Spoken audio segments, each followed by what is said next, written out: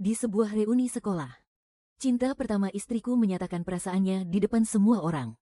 Kalau bisa diulang kembali, maukah kamu menikah denganku? Istriku menjawab dengan tegas, mau.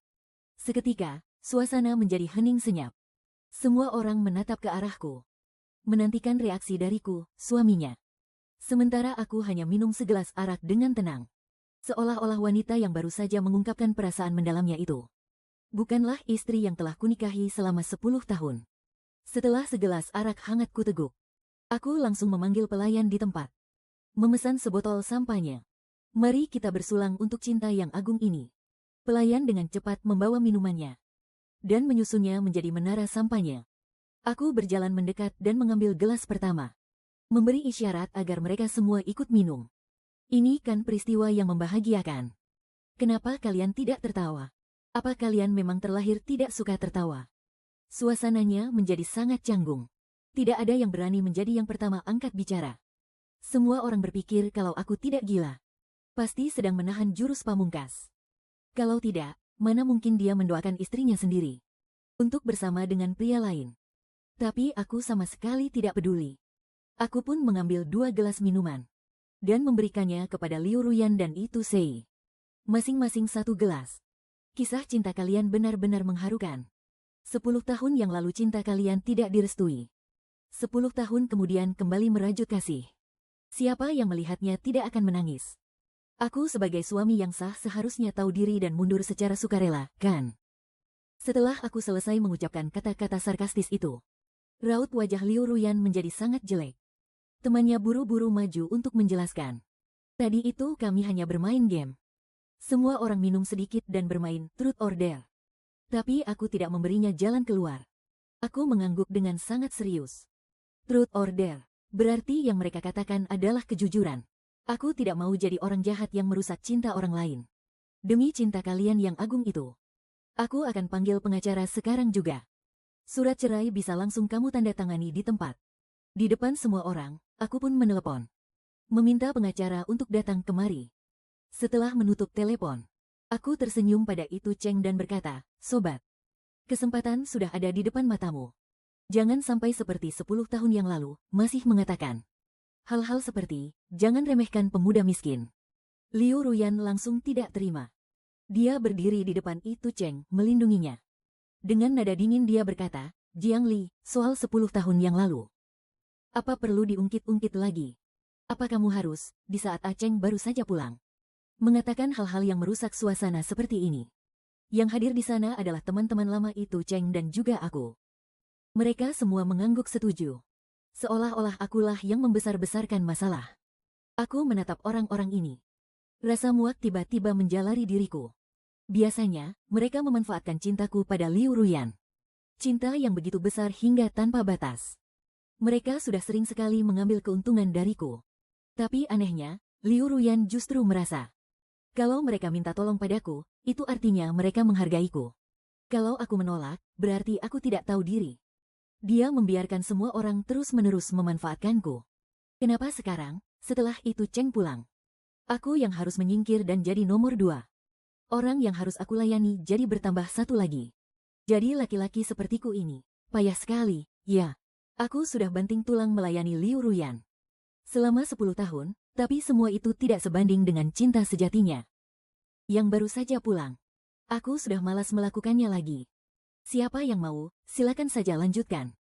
Beberapa orang, kalau sudah terlalu lama dipuja, mereka akan lupa siapa diri mereka sebenarnya. 1 minggu yang lalu, Liu Ruyan sedang menelepon sahabatnya di ruang tamu. Percakapannya terekam oleh CCTV yang baru saja kupasang. Aku memasang CCTV itu untuk mencegah pengasuh lalai saat menjaga putri kami di rumah.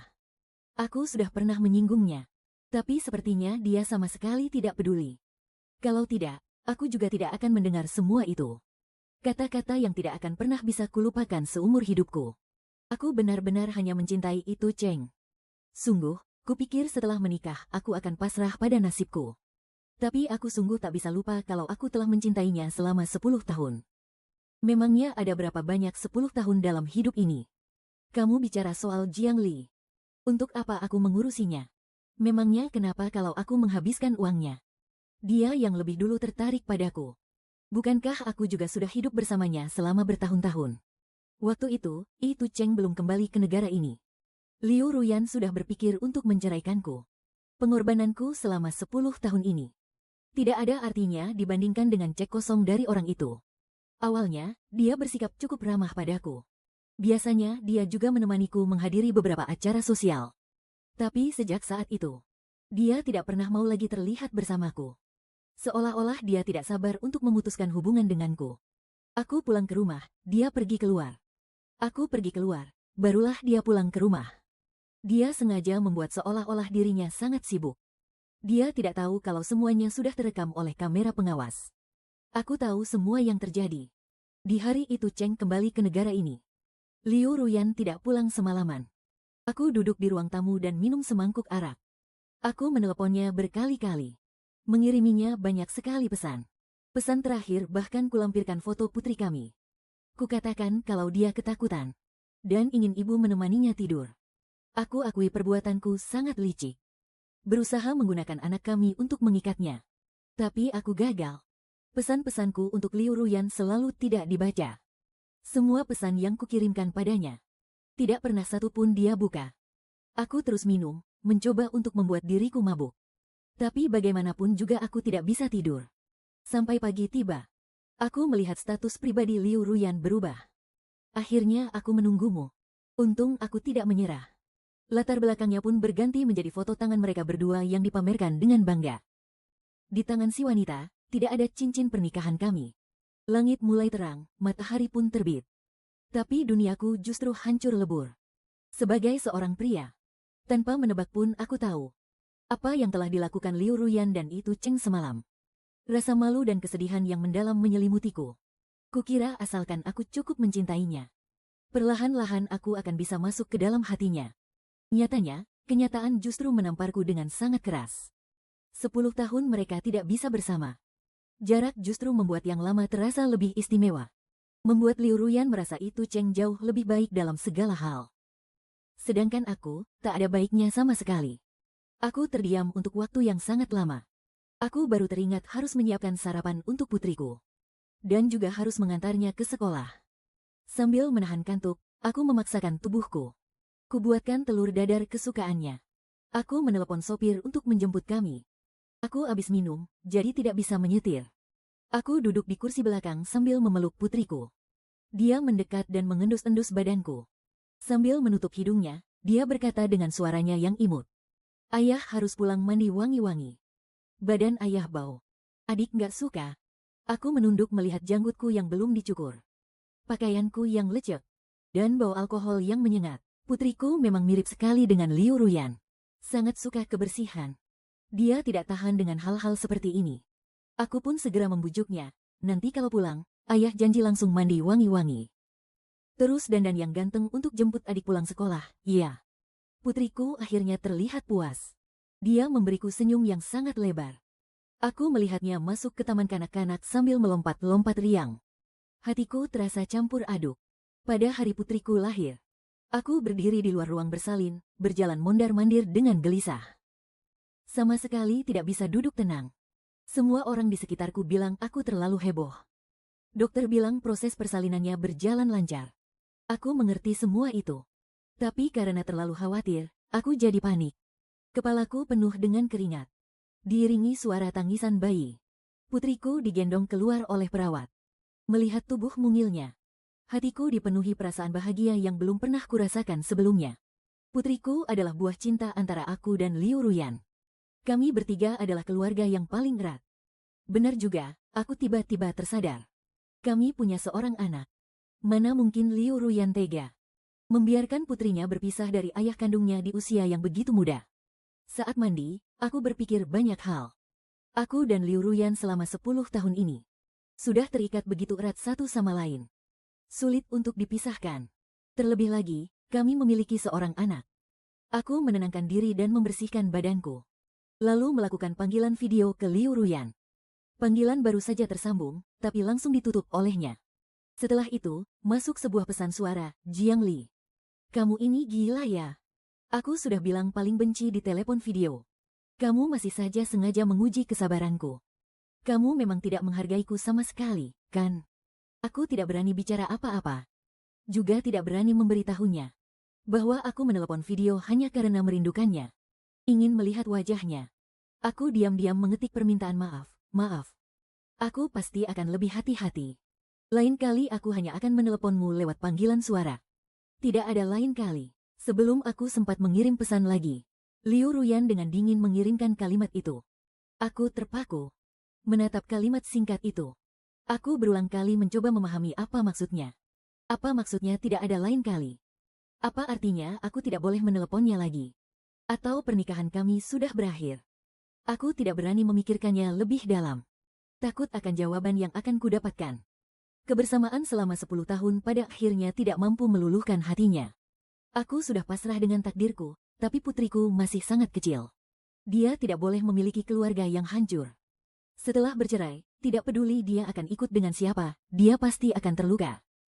Demi anakku, aku harus mempertahankan pernikahan ini. Aku pergi ke sekolah Liu Ruyan. Aku ingin menunggunya pulang kerja untuk menjemput Tian Tian bersama. Aku datang sedikit lebih awal. Kantornya masih sepi. Aku mencari sebuah sudut dan duduk di sana. Tak lama kemudian, terdengar suara seorang pria dan seorang wanita. Aku mendengarkannya dengan saksama.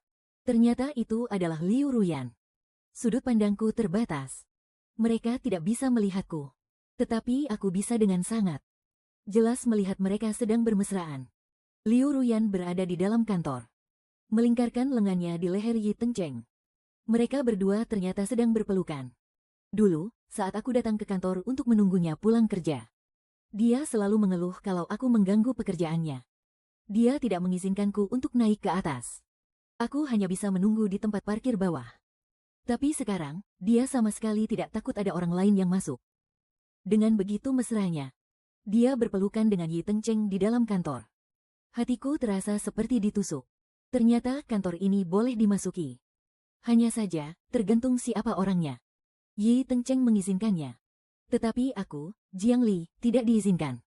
Mereka berbincang sebentar, lalu pergi. Mereka tidak menyadari diriku yang gemetar di sudut saat pintu ditutup. Aku masih bisa mendengar mereka bercumbu rayu di koridor. Begitu banyak sekolah yang mengundangmu. Kenapa kamu datang ke sini? Tentu saja karena kamu ada di sini. Ruyan, tempat di mana kamu berada adalah rumahku. Mata Liu Ruyan memerah. Dengan suara tercekat dia berkata, Aceng. Aku selalu ingin punya rumah bersamamu. Aku berdiri di depan pintu, hatiku terasa seperti disayat pisau. Keluarga yang susah payah aku pertahankan selama 10 tahun. Ternyata sama sekali tidak ada harganya di mata suamiku. Liu Ruyan, karena kamu begitu meremehkan keluarga ini. Kalau begitu, aku juga tidak mau lagi. Awal dari kisah cinta ini adalah inisiatif dari Liu Ruyan. Yi Tusei dan Liu Ruyan adalah teman masa kecil. Semua orang bilang mereka ditakdirkan untuk menikah. Dan aku tidak ingin merebut kekasih orang lain. Aku selalu menjaga jarak dengan Liu Ruyan. Sampai suatu larut malam, Liu Ruyan meneleponku sambil menangis, Jiang Li. Bisakah kamu datang menyelamatkanku? Aku menyetir selama 2 jam dari pusat kota ke pinggiran.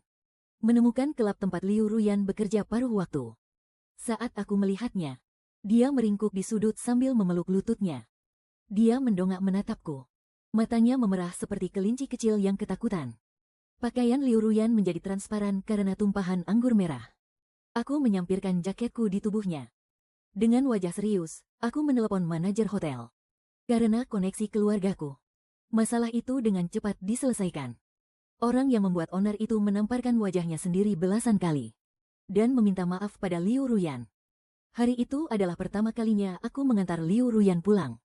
Setibanya di bawah gedung apartemennya, dia yang duduk di kursi penumpang tidak langsung pergi. Aku bertanya padanya, ada apa? Apa kamu merasa tidak enak badan? Namun, dia justru mengangkat kepalanya dan mendekat padaku. Saat aku sama sekali tidak menduganya, dia dengan lembut mencium pipiku. Wajah Liu Ruyan memerah saat dia berbisik, terima kasih, Jiang Li. Terima kasih, kalau bukan karenamu, aku tidak tahu harus berbuat apa. Saat Liu Ruyan berbicara, matanya berbinar-binar. Rambutnya yang lembut menyentuh tanganku. Jantungku pun tak kuasa berdebar. Dia bilang di hatinya hanya ada aku. Yi Tusei hanyalah sebuah kesalahan di masa mudanya. Belakangan, aku baru tahu Itu Sei lah yang meninggalkannya dan pergi ke luar negeri. Itu Sei sama sekali bukan kesalahan masa muda. Dia adalah kekasih yang telah dirindukan Liu Ruyan selama 10 tahun. Sudah waktunya aku sadar. Aku teringat putriku masih menungguku untuk menjemputnya pulang dari taman kanak-kanak. Aku menyetir ke sana dengan tubuh yang lelah. Sepanjang jalan aku terus berpikir. Bagaimana cara memberitahu putri kecilku kalau ayah dan ibunya akan berpisah? Tapi sebelum aku sempat memikirkannya, Liu Ruyan sudah muncul di gerbang taman kanak-kanak bersama Itu Sei. Anak perempuanku berada dalam gendongan Itu Sei. Dia dengan akrab menggesekkan ujung hidungnya ke pipi putriku. Putriku juga tidak menolak. Sambil terkikik dia menarik dasinya. Liu Ruyan berdiri di samping sambil tersenyum melihat mereka. Pemandangan itu begitu harmonis, seolah-olah merekalah yang merupakan satu keluarga. Apakah ini keluarga yang diinginkan Liu Ruyan? Aku tidak akan membiarkan mereka mendapatkan keinginan mereka. Aku membuka pintu mobil dengan keras dan berjalan cepat ke hadapan Itu Sei. Di tengah tangisan putriku dan teriakan Liu Ruyan, aku meninju wajahnya. Tian-Tian adalah putriku. Beraninya kamu menggendongnya. Kemarahan menyelimutiku. Seperti binatang buas yang wilayahnya telah direbut. Menggunakan insting untuk mengusir penyusup yang ambisius. Setelah terkejut, Itu Sei mulai berkelahi denganku. Entah sudah berapa lama. Kami dipisahkan oleh satpam yang dipanggil oleh Liu Ruyan. Sudut bibirku terluka, tapi kondisi Itu Sei juga tidak lebih baik. Tulang pipinya memar lebam. Liu Ruyan menarik tangan Itu Sei, melindunginya di belakang punggungnya, dan berkata dingin kepadaku, Jiang Li, kamu benar-benar membuatku kecewa. Begitu kalimat ini keluar, semua emosiku lenyap. Kecewa, sebenarnya siapa yang kecewa pada siapa? Cintaku pada Liu Ruyan. Setelah hari itu, tidak dapat kutemukan lagi sedikit pun. Dia membawa putri kami dan tidak pulang selama seminggu. Aku bertemu lagi dengan istri sahku. Ternyata di pesta penyambutan kepulangan cinta pertamanya. Betapa konyolnya. Liu Ruyan menyambut para tamu dengan sikap seorang nyonya rumah. Saat melihatku, dia mengerutkan kening dan terdiam. Aku tidak mengerti jalan pikirannya. Jelas-jelas dia merasa terganggu saat melihatku. Lalu kenapa mengundangku? Aku malas berurusan dengannya dan orang lain. Setelah duduk, aku minum sendirian sampai pergi ke toilet. Setelah kembali, aku melihat Itu Cheng memberikan bunga mawar kepada Liu Ruyan. Liu Ruyan menatap tanganku yang menyodorkan sampanye. Dia memalingkan wajahnya dengan tidak senang. Sudah kubilang ini hanya permainan. Kamu malah menanggapinya terlalu serius. Benar-benar tidak asyik. Jiang Li, kapan kamu bisa benar-benar menghargaiku? Apa aku bahkan tidak punya kebebasan untuk bermain dengan teman-temanku? Dia tidak pulang selama seminggu dan aku bahkan tidak menanyakannya. Cinta lamanya mengejarnya kembali. Aku adalah orang pertama yang bertepuk tangan. Apa ini masih belum cukup menghargainya? Memikirkan ini, sudut bibirku tersenyum. Tentu saja aku menghargaimu. Melihatmu kembali merajut kasih dengan cinta lamamu. Aku tulus ikut bahagia untukmu. Bukankah aku sudah memanggil pengacara untuk mengurus surat cerai kita? Tenang saja, kamu akan segera bebas. Dengan begitu, kamu tidak akan lagi mengeluh tentangku pada sahabatmu. Dan bisa mengejar kebahagiaanmu sendiri. Liu Ruyan tertegun sejenak. Dia tidak menyangka aku akan mendengar percakapannya dengan sahabatnya. Lalu dia menjadi sangat marah. Kamu memata-mataiku. Jiang Li, tega-teganya kamu menyuruh orang untuk memata-mataiku. Aku tersenyum tanpa ekspresi. Aku membuka riwayat obrolan dan menunjukkannya padanya. Kita memasang kamera pengawas di rumah. Untuk mencegah pengasuh berbuat tidak baik pada Tian-Tian. Kita sudah pernah membicarakannya, kamu lupa lagi. Liu Ruyan terdiam. Tidak tahu bagaimana cara membantahnya. Tapi aku sudah tidak peduli lagi. Aku mengangkat bahu. Aku langsung menghabiskan sampahnya di tanganku. Semoga kalian langgeng selamanya. Nanti saat pernikahan kalian, aku pasti akan datang. Aku meletakkan gelasku. Tanpa memedulikan reaksi orang lain yang ada di sana. Aku berbalik dan hendak meninggalkan ruangan pribadi itu. Melihat aku benar-benar serius. Itu Cheng menahanku. Ruyan dan aku sudah lama tidak bertemu. Teman-teman sedang bersenang-senang. Ini hanya permainan, jangan picik begitu. Kalau memang tidak bisa, aku minta maaf padamu. Aku bahkan belum bicara. Liu Ruyan sudah menyindir dari samping. Untuk apa memedulikannya? Kalau dia mau cerai, ya cerai saja. Laki-laki yang setiap hari bicaranya soal cerai. Aku juga tidak sudi. Hatiku terasa sakit. Orang bilang, kata-kata yang diucapkan tanpa sengaja adalah kata-kata yang tulus dari hati. Perkataan ini sama sekali tidak salah. 10 tahun. Ternyata di dalam hatinya, aku adalah pasangan yang begitu tidak berharga, ya. Demi dia, aku melepaskan martabatku sebagai pewaris keluarga kaya. Merawatnya dengan sepenuh hati. Suka dukaku sepenuhnya dikendalikan olehnya.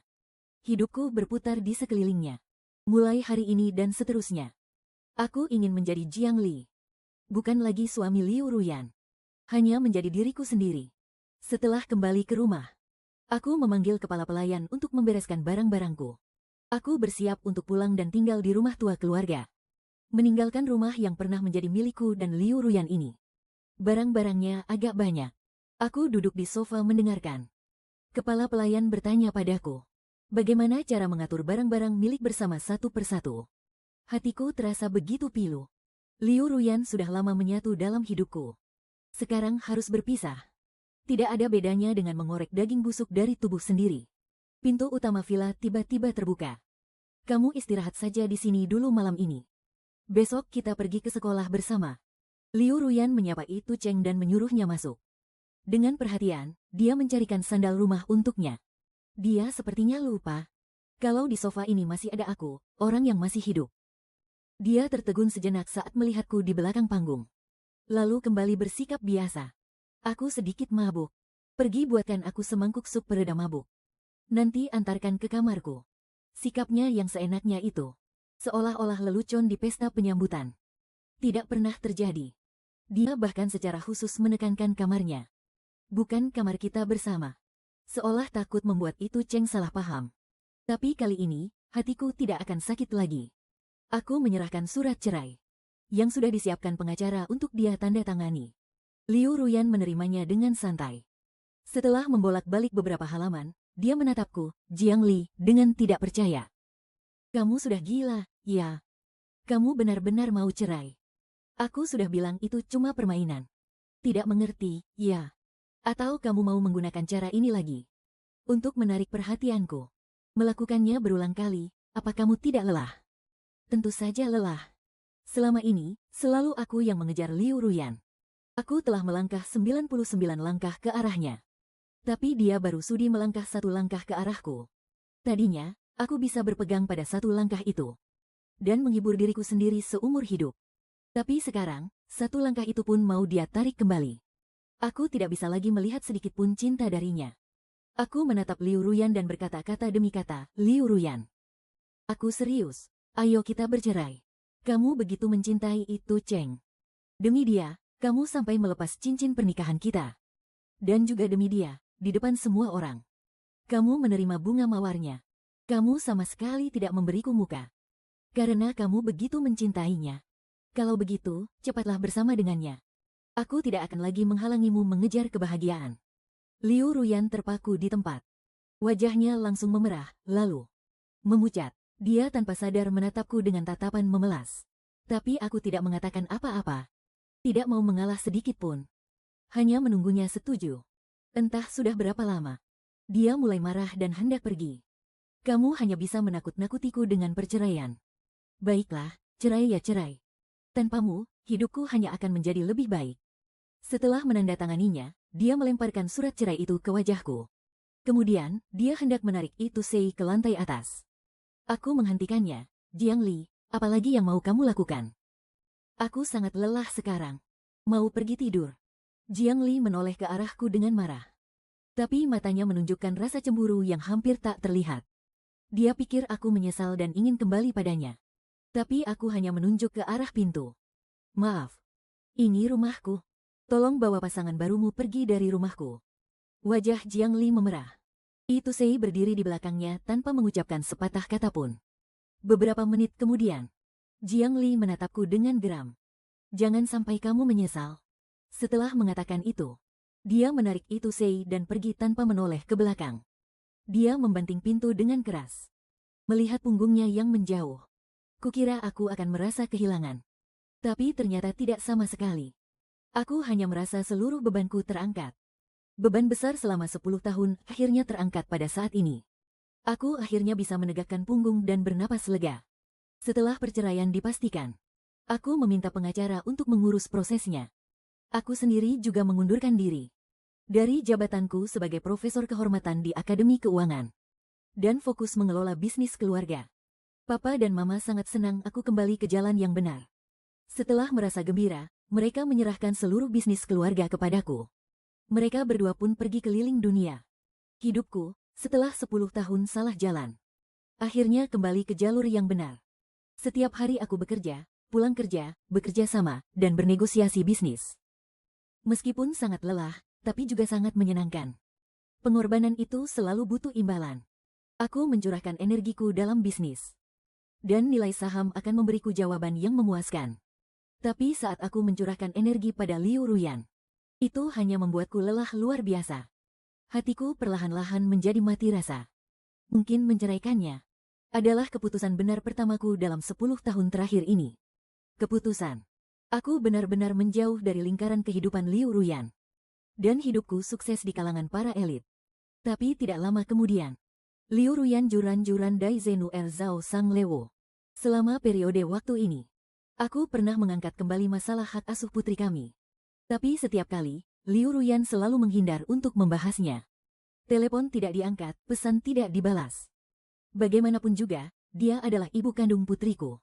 Sebelum putusan cerai keluar, aku juga tidak bisa membuat keributan yang terlalu besar. Jadi kubiarkan saja. Maka dari itu, saat resepsionis menelepon ke kantor direktur dan memberitahuku bahwa Liu Ruyan datang bersama putri kami, aku sangat tidak percaya. Niat baik apa yang mungkin dia miliki. Aku sudah melihat dengan jelas sifat asli wanita itu. Aku tidak ingin bertemu Liu Ruyan. Tapi di bawah ada Tian. Terpaksa aku menyuruh mereka naik. Liu Ruyan berdandan sangat cantik, dengan gaya anggun yang biasanya kusukai. Satu tangannya menggandeng Tian, dan tangan lainnya membawa bungkusan makanan dari restoran. Sesibuk apapun pekerjaanmu, jangan lupa makan, ya. Sayang, ayo minta papa istirahat. Kita sekeluarga makan siang bersama, ya. Tian berlari memeluk kakiku dan bermanja-manja padaku. Papa, kenapa papa tidak menjemput Tian pulang sekolah lagi? Mama bilang papa sibuk sekali. Apa aku tidak mau menjemputnya? Jelas-jelas Liu Ruyan yang tidak memberiku kesempatan. Tapi aku tidak akan mengatakan hal seperti ini pada Tian.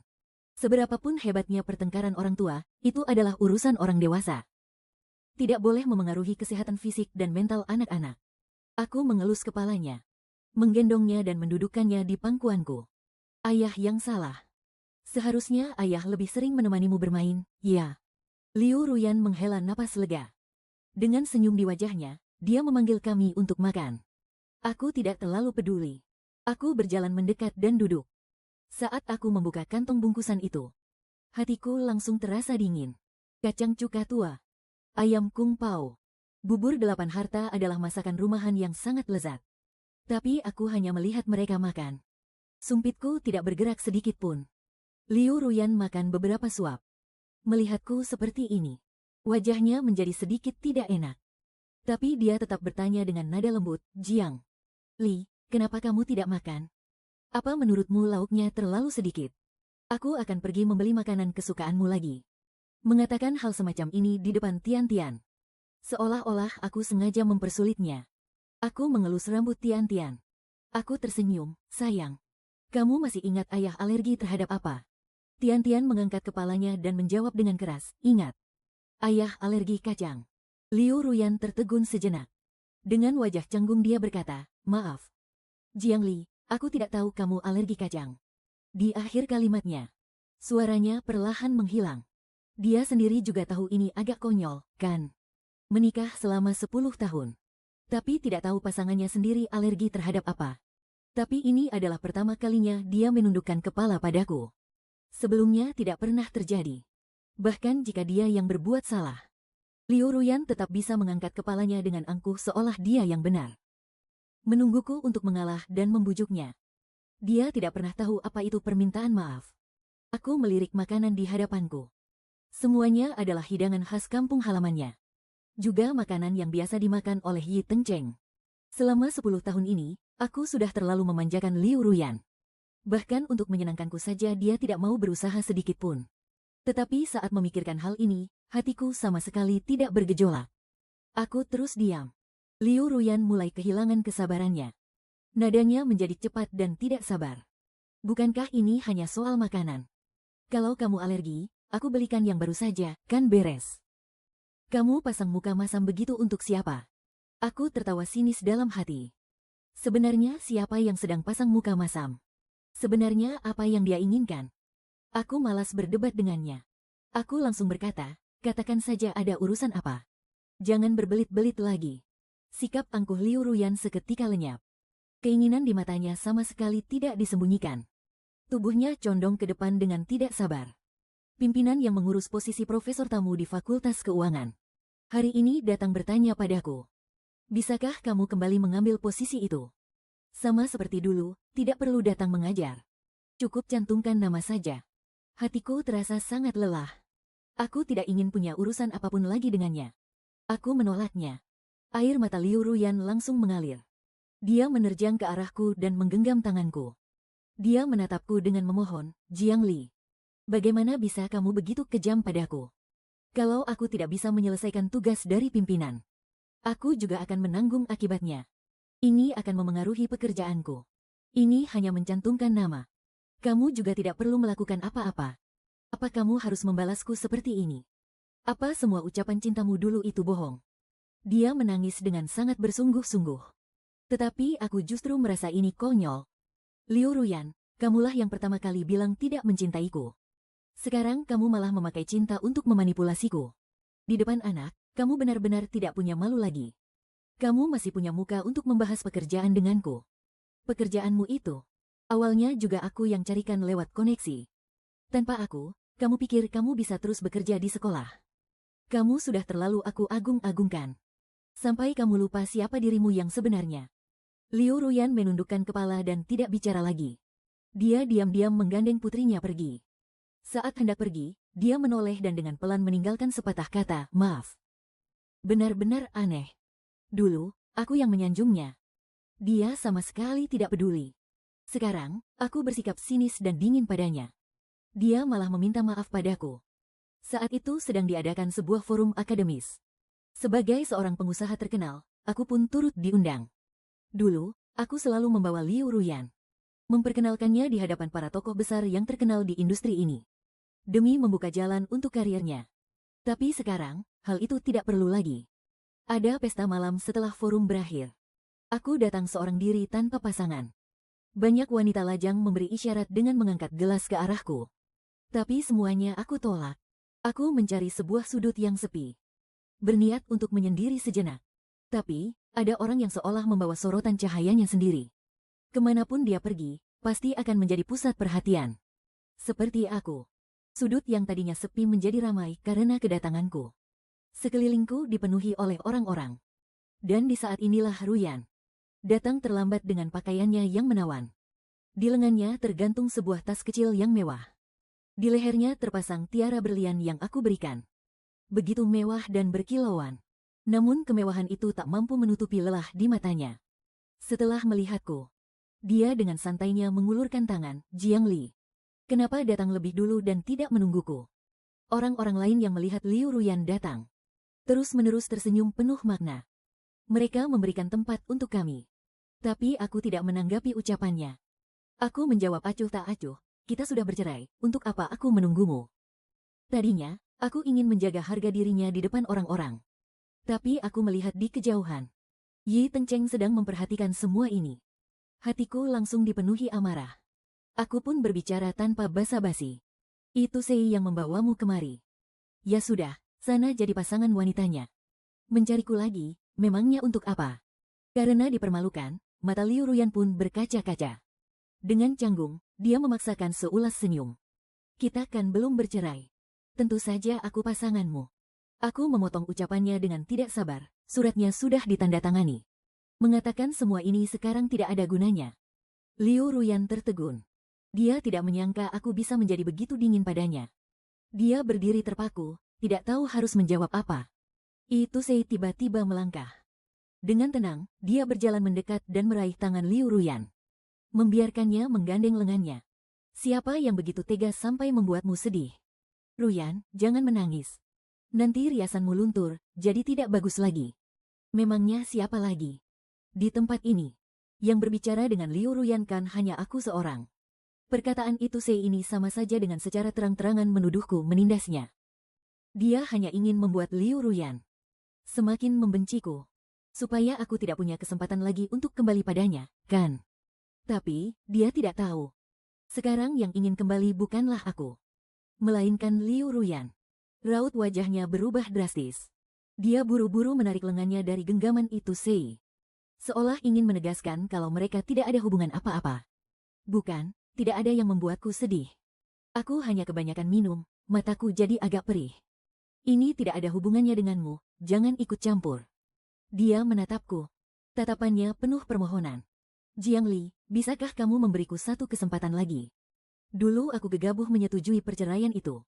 Sekarang aku menyesal. Semua yang kukatakan waktu itu hanyalah karena aku sedang emosi. Setelah meninggalkanmu, hidupku sama sekali tidak baik. Aku masih ingin bersamamu. Aku mohon, beri aku satu kesempatan lagi, ya. Aku pasti akan memperlakukanmu dengan baik ke depannya. Aku sudah mengenalnya selama lebih dari 10 tahun. Aku bisa merasakannya dengan sangat jelas. Semua yang dikatakannya adalah tulus dari hati. Kalau aku yang dulu, aku pasti akan langsung menerimanya dengan gembira. Tapi sekarang, hatiku tidak merasakan apa-apa lagi. Semuanya sudah telanjur terjadi. Apapun yang dia katakan, aku tidak akan kembali lagi padanya. Di sekitarku memang sudah banyak orang. Dengan adanya keributan ini, semakin banyak orang yang berkumpul ke arah sini. Aku berpikir dalam hati, lebih baik di depan semua orang. Aku jelaskan semuanya sekaligus. Berhubung kalian semua ada di sini, maka saya akan bicara terus terang. Rumor yang beredar di luar itu benar. Saya memang sudah bercerai dengan Liu Ruyan. Tapi kami berpisah baik-baik. Kalian semua tidak perlu berspekulasi macam-macam. Kami hanya sudah tidak cocok lagi. Tentu saja, dia tetaplah ibu dari anak saya. Saya tahu betul kenapa Liu Ruyan terus-menerus mengganggu saya. Saat bersamaku, dia bisa mendapatkan apapun yang diinginkannya dengan mudah. Di tempat kerja, atasannya tidak berani macam-macam dengannya. Hidupnya serba berkecukupan, tidak kekurangan sandang maupun pangan. Di rumah, ada saya yang selalu menuruti semua kemauannya tanpa syarat. Tidak berlebihan jika dia disebut seperti seorang putri. Setelah berpisah dari saya, dia jatuh terpuruk dari puncak kehidupannya. Perbedaan status yang begitu jauh bukanlah sesuatu yang itu Sei, seorang profesor biasa lulusan luar negeri, bisa berikan padanya. Setelah terbiasa hidup di atas, bagaimana mungkin dia tahan hidup sebagai orang biasa? Tapi saya tidak akan memanjakannya lagi. Dia tidak mau mengakui kenyataan perceraian kami. Jadi, biar saya yang menjelaskannya di depan umum. Jiang Li, seru Liu Ruyan dengan kaget. Matanya membelalak tak percaya. Dia mundur beberapa langkah dengan terhuyung-huyung. Lalu dipeluk oleh Itu Cheng yang berada di belakangnya. Ekspresinya sangat kontras dengan Liu Ruyan yang tampak hancur lebur. Dipenuhi dengan kegembiraan dan perasaan kemenangan. Suasana seketika menjadi hening. Hanya gumaman Liu Ruyan yang terdengar. Tidak mungkin. Jiang Li, kamu tidak boleh melakukan ini padaku. Kamu sudah berjanji akan mencintaiku seumur hidup. Di bawah tatapan semua orang, aku mengeluarkan ponselku dan membuka foto sampul profilnya. Aku memang pernah bilang akan mencintaimu seumur hidup. Tapi, Liu Ruyan, kamulah yang lebih dulu menolak cintaku. Foto sampul profilmu bahkan sudah kamu ganti dengan foto bergandengan tangan dengan Itu Sei. Cincin nikahmu juga sudah kamu lepas. Padahal saat itu kita bahkan belum bercerai. Aku mohon, jangan katakan lagi. Wajah Liu Ruyan pucat pasi. Dia menutupi telinganya dengan kesakitan, tidak mau mendengarkan lebih jauh lagi. Dia terlihat sangat rapuh. Untuk sesaat, aku teringat 10 tahun yang lalu. Hari di mana hubungan kami mengalami titik balik. Saat dia bekerja di sebuah klub dan dirundung orang. Dia juga serapuh dan tak berdaya seperti ini, membuat orang merasa iba. 10 tahun yang lalu, aku membantunya berdiri. Rasanya aku ingin memeluknya erat agar dia tidak lagi dirundung. 10 tahun kemudian, orang yang merundungnya justru adalah aku sendiri. Betapa absurd dan konyolnya ini. Pertemuan kali ini berakhir dengan tidak menyenangkan. Atas bujukan Itu Sei, Liu Ruyan pergi bersamanya dengan mata yang memerah. Saat pergi, Itu Sei menoleh ke belakang dan menatapku. Sorot mata penuh kemenangan itu sama sekali tidak dia sembunyikan. Tapi aku justru merasa muak. Kukira setelah 2 kali penolakan, Liu Ruyan akan sadar akan kenyataan dan tidak akan mencariku lagi. Tapi dia justru bertindak di luar kebiasaan. Setiap hari dia meneleponku. Kalau aku tidak mengangkatnya, dia akan mengirimiku pesan. Dia mengirimkan semua hal yang bisa dia bagikan kepadaku. Bahkan jika ada seekor anjing di pinggir jalan, dia akan memotretnya dan memberitahuku betapa lucunya anjing itu. Sikapnya ini sangat mirip denganku di masa lalu saat mengejarnya. Sejujurnya, aku sendiri merasa ini ironis. Cara Liu Ruyan mengekspresikan rasa cintanya. Semuanya dia pelajari dariku. Tapi aku benar-benar lelah. Setelah kujelaskan baik-baik pun dia tidak mau mengerti. Aku menghapus dan memblokir semua kontaknya. Proses perceraian kami tidak berjalan lancar. Liu Ruyan menolak untuk bercerai secara damai. Aku meminta pengacara untuk menuntutnya. Lagi pula, dialah yang berselingkuh saat kami masih menikah. Aku punya semua buktinya. Aku juga tidak ingin membuat keributan yang memalukan seperti ini. Tapi aku harus mendapatkan hak asuh putriku. Aku tidak tenang membiarkannya bersama Liu Ruyan. Jadi, saat Liu Ruyan bilang putri kami merindukanku dan ingin bertemu denganku, aku langsung setuju. Kami sudah sepakat aku yang akan membawa putri kami seharian. Tapi Liu Ruyan malah mengingkari janjinya. Dia membuntuti dari belakang dengan tidak tahu malu. Di depan putriku, aku tidak bisa meluapkan amarahku. Aku hanya bisa membiarkannya, toh putriku masih kecil. Dia belum menyadari ketegangan yang tersembunyi di antara kami. Dia mendongak dan bertanya dengan polos, "Ayah, kenapa ayah tidak bergandengan tangan dengan ibu?" Mata Liu Ruyan tampak penuh harap. Seperti putri kami, dia juga mendongak dan menatapku dengan penuh harap. 2 perempuan, 1 besar dan 1 kecil. Mereka terlihat sangat mirip. Entah kenapa hatiku jadi sedikit melunak. Aku teringat berbagai kenangan masa lalu. Mengesampingkan hal-hal lain. Saat kami masih menjadi satu keluarga, kami sebenarnya sangat hangat dan bahagia. Bukankah begitu? Tapi sedetik kemudian, aku menamparkan diriku sendiri dengan keras di dalam hati. Apa yang kupikirkan, sih? Aku tidak langsung menolak permintaan putriku, tapi juga tidak menyetujuinya sepenuhnya. Aku memikirkan jalan tengah. Putriku berdiri di tengah. Aku dan Liu Ruyan menggandeng tangannya, masing-masing di kiri dan kanan. Liu Ruyan terlihat sedikit murung, tapi putriku justru sangat gembira. Dia melompat-lompat, ingin bermain kapal bajak laut. Aku beralasan mau membeli tiket, agar bisa menghindari Liu Ruyan untuk sementara waktu. Saat aku kembali setelah membeli tiket, tiba-tiba aku melihat Yi Tencong yang muncul entah dari mana. Dengan wajah penuh amarah, dia menunjuk putrinya dan memarahinya karena tidak tahu diuntung. "Aku dan ibumu sudah memberitahumu. Jiang Li bukan ayahmu. Akulah ayah kandungmu.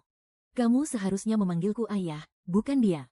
Suara itu Sei sangat keras, membuat orang-orang di sekitarnya menoleh untuk melihat. Liu Ruyan menariknya dengan canggung, "Sudah, jangan bicara lagi." Semua orang melihat ke arah kita. Itu Sei mengibaskan tangannya, "Biarkan saja mereka lihat. Sekalipun mereka lihat, Jiang Li tetap bukan ayahnya. Akulah ayah kandungnya." Liu Ruyan mencoba menenangkannya. "Aku mengerti, kamu jangan cemas. Tian-Tian sudah pasti anakmu. Hal itu tidak akan berubah." Tapi itu Sei sama sekali tidak termakan bujukannya. "Lalu kenapa kamu selalu membawa Tian-Tian menemui Jiang Li? Kalian sudah bercerai, kenapa tidak tinggal di sisiku? Malah setiap hari menemuinya. 10 tahun yang lalu kamu mengkhianatiku. Sekarang kamu mau mengkhianatiku sekali lagi." Tiket di tanganku teremas hingga kusut. Kuku-kukuku menusuk dalam ketelapak tanganku. Tapi aku tidak merasakan sakit. Aku hanya merasa pusing. Dunia seakan berputar. Apa yang sedang mereka bicarakan? Tian-Tian adalah anak itu Sei. Aku ingin melangkah maju, tapi kakiku lemas dan aku hampir jatuh. Melihat keadaanku yang seperti ini, itu Sei menunjukkan senyum penuh kemenangan. Dia dengan provokatif memberi isyarat dengan jarinya ke arahku. "Kau dengar semua, kan? Tian-Tian adalah putriku, bukan putrimu." Aku tidak memedulikannya. Aku berbalik dan mencecar Liu Ruyan. Apa yang dikatakannya itu benar. Tian-Tian adalah anak itu Sei. Wajah Liu Ruyan pucat pasi. Keringat dingin membasahi dahinya. Matanya berkelit, ingin menjelaskan tapi bicaranya terbata-bata. "Jiang Li, dengarkan aku. Aku dan itu Sei sudah lama putus hubungan. Di hatiku hanya ada kamu. Aku mencintaimu. Kumohon, percayalah padaku. Aku memotong perkataannya. Tadi kamu tidak bilang begitu. Katakan saja padaku. Apa Tian-Tian itu anak itu Sei atau bukan? Bibir Liu Ruyan bergetar.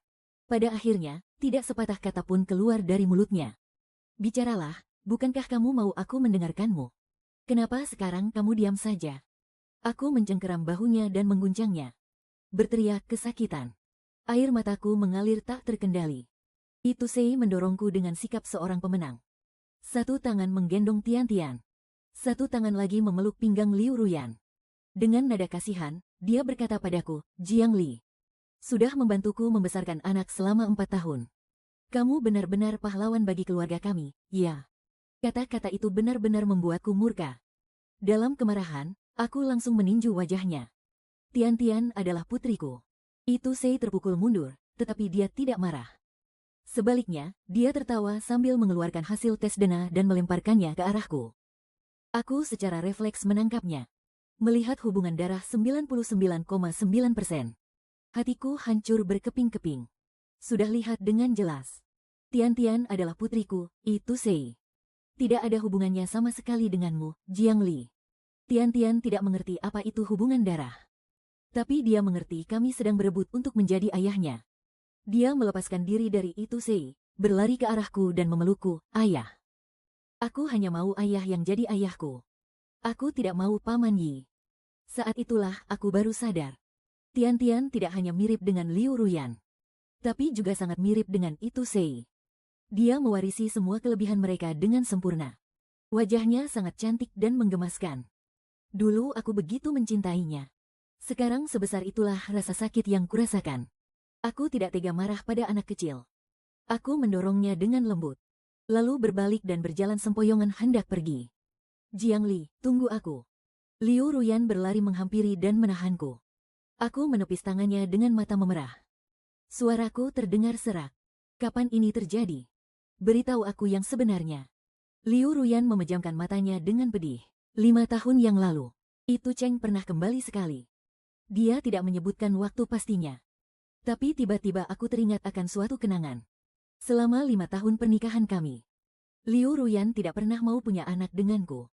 Setiap kali aku bertanya padanya, dia selalu bilang kalau dia belum siap. Aku mencintai dan menyayanginya. Aku hanya berpikir dia tidak ingin menanggung sakitnya melahirkan. Orang tuaku terus menekanku. Aku pun menuruti kemauannya dan tidak membahasnya lagi. Tapi tiba-tiba pada suatu hari, dia memelukku dengan sangat antusias. Dia berbisik di telingaku, Jiang Li. Ayo kita punya anak. Hari itu, aku sangat bahagia. Aku pikir dia akhirnya tersentuh olehku. Dan bersedia mengandung anak kami. Aku memperlakukannya dengan sangat lembut. Rasanya ingin kuberikan semua hal terbaik di dunia untuknya. Saat mengetahui dia hamil, aku, seorang pria dewasa, sampai menangis karena terharu. Sebaliknya, Liu Ruyan justru menghela napas lega. Seolah-olah dia baru saja menyelesaikan sebuah tugas yang wajib. Saat itu, aku hanya mengira dia masih bimbang dan ragu. Aku jadi lebih baik padanya. Berharap bisa meredakan kecemasannya selama kehamilan. Tapi kalau dilihat sekarang, jelas sekali dia lega karena berhasil menipuku. Aku mengurung diri di ruang kerja selama sehari semalam. Menyiksa diri dengan terus memandangi album foto keluarga. Air mataku tak henti-hentinya mengalir. Asbak sudah penuh. Botol arak sudah kosong. Hatiku pun ikut hampa. Aku adalah satu-satunya pewaris keluarga Jiang. Setelah itu, aku keluar dari ruangan. Membereskan barang-barang dan berangkat kerja seperti biasa. Satu-satunya hal yang berbeda adalah, aku meminta Liu Ruyan untuk datang ke kantorku. Suaranya yang gembira dan terkejut terdengar dari telepon, Jiang Li. Kamu mau menemuiku sekarang? Setelah meninggalkan taman hiburan, dia meneleponku berkali-kali. Tapi tidak satu pun kuangkat. Aku tidak menanggapinya. Datang saja ke kantor, kita bicara di sana. Tidak lama kemudian, telepon dari resepsionis perusahaan berdering. Terdengar suara Liu Ruyan, Jiang Li. Kenapa aku tidak bisa naik lift khusus direktur? Ya. Aksesku sudah dicabut. Kita sudah bercerai, tentu saja sudah dicabut. Liu Ruyan terdiam sejenak. Terdengar sedikit sedih. Dia dengan cepat menenangkan dirinya. Kalau begitu, aku akan naik lift biasa untuk menemuimu. Kamu tunggu aku, ya. Aku akan cepat, kok. Aku tidak berkata apa-apa. Aku langsung menutup teleponnya. Tidak lama kemudian, Liu Ruyan masuk ke dalam ruangan. Bahkan sebelum duduk, dia langsung berkata dengan tidak sabar, "Jiang Li, bisakah kita kembali seperti dulu? Kali ini aku baru benar-benar sadar kalau orang yang kucintai adalah kamu. Aku sudah tidak punya perasaan lagi pada itu Cheng. Di hatiku sekarang hanya ada kamu. Dulu aku yang salah karena tidak menghargaimu. Sekarang aku tahu aku salah. Anggap saja semua yang terjadi di masa lalu tidak pernah ada. Mulai sekarang, kita hidup bahagia selamanya, bagaimana?" Aku benar-benar tidak habis pikir dengan Liu Ruyan. Bagaimana bisa dia mengucapkan kata-kata seperti itu dengan tidak tahu malu? Aku tidak mau lagi mendengar omong kosongnya. Sudah cukup, Liu Ruyan. Di dalam hatimu, kamu anggap aku ini apa? Seekor anjing yang datang saat dipanggil dan pergi saat diusir. Selama 10 tahun, kamu tidak bisa menyadari kalau kamu mencintaiku. Setelah bercerai, kamu datang lagi memohon pengampunanku. Sebenarnya kamu anggap aku ini apa? Apakah kamu pikir aku ini tempat yang bisa kamu datangi sesukamu? Dan kamu tinggalkan sesuka hatimu?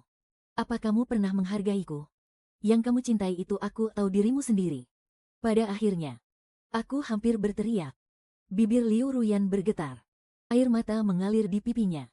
Wajahnya pucat, "Jiang Li, aku benar-benar menyesal.